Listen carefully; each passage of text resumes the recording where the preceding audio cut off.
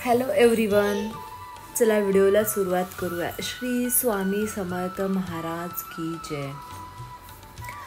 घरात नकारात्मक ऊर्जेचा जर प्रवेश झाला असेल तर काही संकेत मिळतात।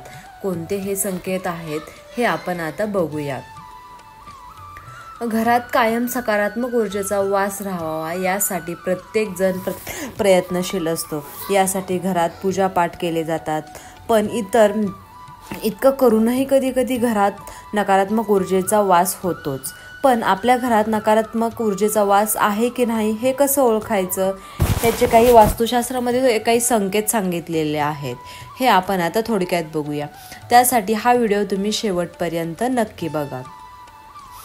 घरात सुख शांती राहावं यासाठी अनेक उपाय वास्तुशास्त्रामध्ये सांगितले आहेत। त्यामुळे घरात सुख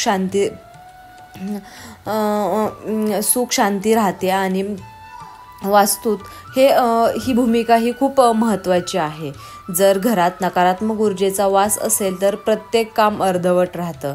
त्यामुळे अनेकदा भांडणं होतात, तसेच घरातील शांतता भंग पावते। त्यामुळे घरात कायम सकारात्मक ऊर्जा राहावी यासाठी प्रयत्न केले जातात। पण आपल्या घरात नकारात्मक ऊर्जेचा वास आहे की नाही हे कसं ओळखायचं, असे अनेक प्रश्न आपल्या विचारले जातात। जर तुमच्या वास्तूत नकारात्मक ऊर्जेचा वास असेल तर हे काही 5 संकेत आहेत, हे अवश्य तुम्हाला आढळून येतील।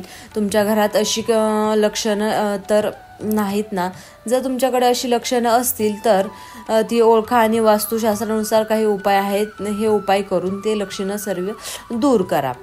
पहिलं जे आहे ते आहे घरात येताच मन खिन्न होणं। सर्वात पहिलं लक्षण म्हणजे घरात येताच मनात विचित्र विचार येण्यास सुरुवात होते। कायम नकारात्मक विचार मनात येतात। घरात बसण्याचं मन करत नाही। कायम आर्थिक खराब होईल याची भीती सतावत राहते। दुसरं जे आहे ते कुटुंबात कोणी ना कोणी आजारी पडत राहतं। ज्या वास्तूत नकारात्मक ऊर्जेचा वास असतो अशा घरात माणसं ठराविक कालावधीनंतर आजारी पडतात। वारंवार उपचार करूनही आजारपण काही दूर होत नाही। त्यामुळे अशा घरात स्वच्छता ठेवावी। तसेच हवन करून घराच्या प्रत्येक कोपऱ्यात गंगाजल शिंपडायचं आहे। तिसरं हे आहे घरात कोणता ना कोणता अपघात होत राहणं। घरात वावरताना काळजी घेऊनही अनेकदा काही ना काही अपघात होत असतात। कोणी पडतं, कोणाला जखम होते। हे सर्व अनेक संकेत जे आहेत हे वास्तुदोषाशी निगडीत आहेत। अशा स्थितीत घरात पूजाविधी करायचा आहे आणि नामस्मरण करत राहायचं आहे। घरात कोणाचा तरी वास असल्याची जाणीव होणं। घरात अनेकदा कोणीतरी आपल्याला लपून बसत असल्याची जाणीव होणं हे वास्तुदोषाचं लक्षण आहे। अर्थात घरात नकारात्मक ऊर्जेचा वास असल्याचा संकेत आहे। चालण्याचा आवाज येणे, काहीतरी खाण्याच्या आवाजामुळे दचकून जागं होणे हे सर्व नकारात्मक ऊर्जेचेच लक्षणं आहेत। शेवटची गोष्ट जी आहे ती आहे इलेक्ट्रॉनिक वस्तू वारंवार खराब होणं।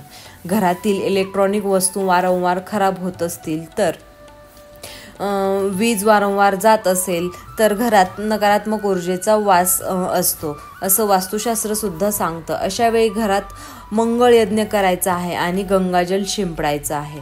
तर अशा प्रकारे हे काही लक्षणं आहेत वास्तुदोषाशी निर्मित आणि नकारात्मक ऊर्जेशी निर्मित। तुम्ही पण अवश्य बघा, तुमच्यामध्ये पण हे लक्षणं दिसून येत आहेत का? हे जर लक्षणं दिसून आले तर तुमच्या घरामध्ये पण नकारात्मक ऊर्जेचा प्रभाव आहे।